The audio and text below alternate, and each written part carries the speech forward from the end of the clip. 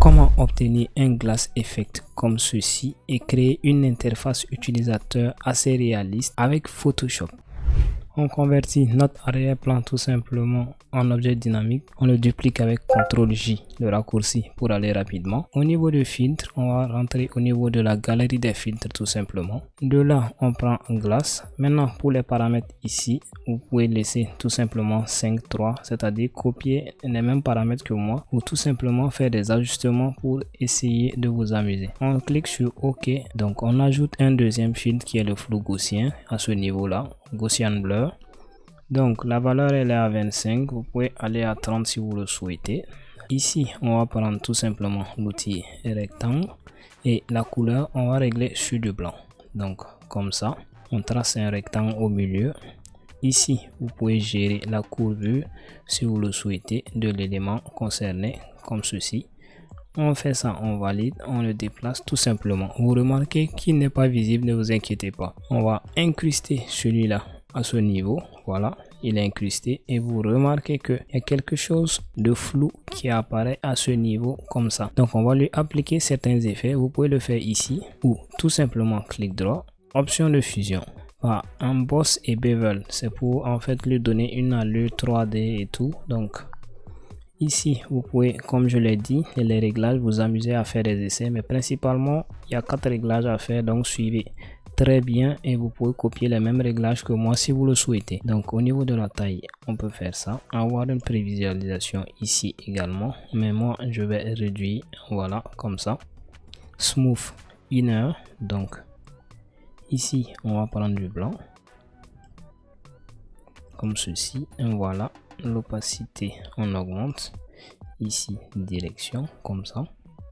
Maintenant on va ajouter de la lueur interne comme ceci, comme vous le voyez l'effet que ça fait à ce niveau là. Si on augmente l'opacité, vous voyez un peu ce que ça fait, c'est trop. Donc voilà, comme ceci. Ici on réduit un peu opacité. Donc on peut ajouter également un gradient de couleur. Et maintenant ici à ce niveau là, moi j'ai pris du blanc. Ici vous cliquez, vous prenez le blanc, vous validez. Ici également c'est du blanc, mais à la différence à ce niveau là, on règle l'opacité.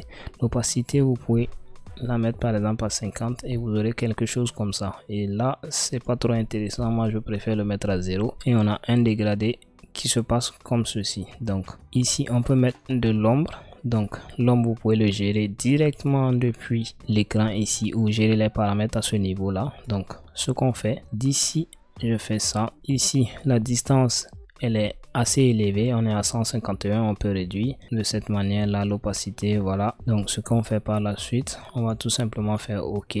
D'ici on va ajouter des éléments, donc un rectangle comme ceci. Voilà, je vais tracer un rectangle blanc ici qu'on va mettre à ce niveau comme ceci.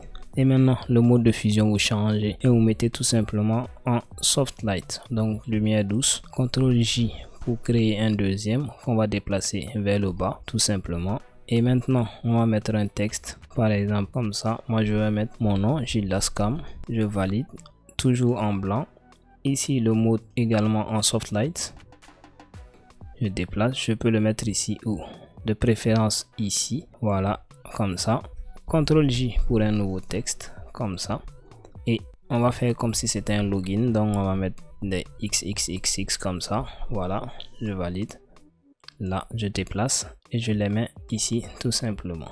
Donc ici CTRL J encore une fois et on peut remettre un autre nom si on le souhaite. Voilà, utilisateur tout simplement. Et donc ici on va mettre un cercle comme ceci. Voilà, 100, voilà, mais on peut l'agrandir un peu comme ça. On a ça, on réduit ou plutôt on change ici en soft light, on agrandit encore un peu, on fait un CTRL J, CTRL T, on réduit ce dernier. Voilà, pour former une tête ici comme ceci. Un dernier petit truc, CTRL J, CTRL T encore une fois. On peut faire ça, le déplacer. Voilà, à ce niveau là on va faire clic droit et on va pixeliser celui-là. Et ici on fait clic droit, layer via cut. Voilà, on coupe, on réactive l'œil à ce niveau-là. Ici, on est bon. Et on désactive. Donc, on a ça, tout simplement. Si on veut, on peut revenir sur le rectangle.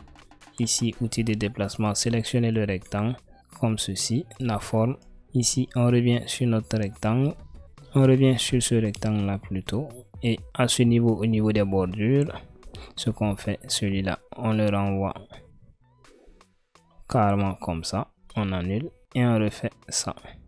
Vous avez une interface utilisateur assez pratique et on peut s'amuser à changer ici en double-clic tout simplement. Et on a une nouvelle fenêtre où on peut aller choisir une autre image qu'on va venir intégrer. Celle-là, on la prend, on vient, on l'intègre tout simplement. Voilà, on l'agrandit comme ceci, on valide.